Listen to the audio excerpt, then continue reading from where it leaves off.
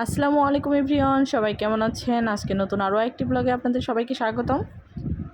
আজকের ব্লগে থাকছে দেশি মুরগি রান্নার রেসিপি।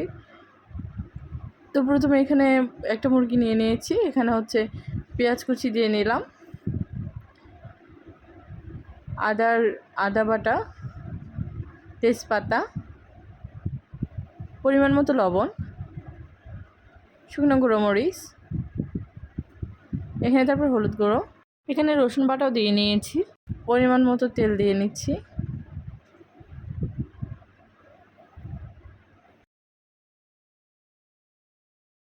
এখানে মুরগি গোস্তগুলো ভালোভাবে পরিষ্কার করে ধুয়ে নিয়েছি, এগুলো দিয়ে দিব। মেনলি আজকে আমি হাতে মাখিয়ে মুরগির গোস্তটা রান্না করব, এই জন্য সব উপকরণ একসঙ্গে দিয়ে দিলাম। এখন ভালোভাবে হাত দিয়ে মাখিয়ে নিচ্ছি।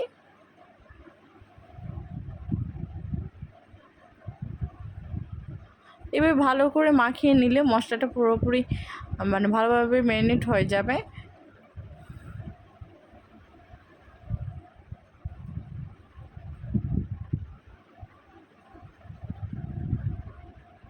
কিছুক্ষণ এভাবে মাখিয়ে নিচ্ছি।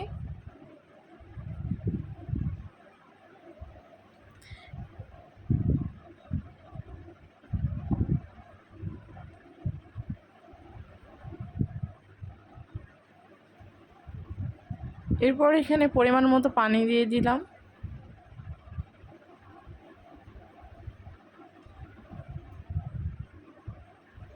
এখন হচ্ছে আমি এটা ঢাকনা দিয়ে ঢেকে দিচ্ছি। এভাবে সিদ্ধ না হওয়া পর্যন্ত ঢেকে রাখবো। তো প্রায় মুরগি গোস্তটা সিদ্ধ হয়ে গেছে। তো এখন আবার ঢাকনা খুলে আমি হচ্ছে নেড়েচেড়ে কষিয়ে নিচ্ছি ভালো মতো করে, যেন রান্নার স্বাদটা সুন্দর হয়।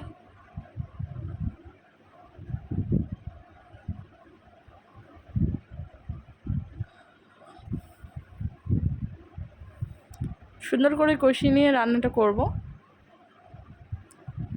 আবার একটু পানি দিয়ে হচ্ছে ঢেকে দিচ্ছি কষানোর পরে।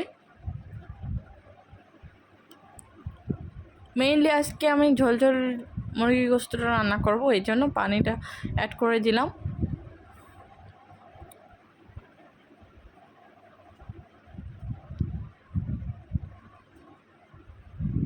এখানে কিছুক্ষণ পানির মধ্যেই গোস্তটা রান্না হবে। সবাই আমার পেজটাতে সাপোর্ট করবেন, like comment share invite follow এগুলো করে দিন। দেন আমাদের জন্য সবাই দোয়া করবেন। আপনাদের সকলের জন্য আমার সব সময় দোয়া রইল।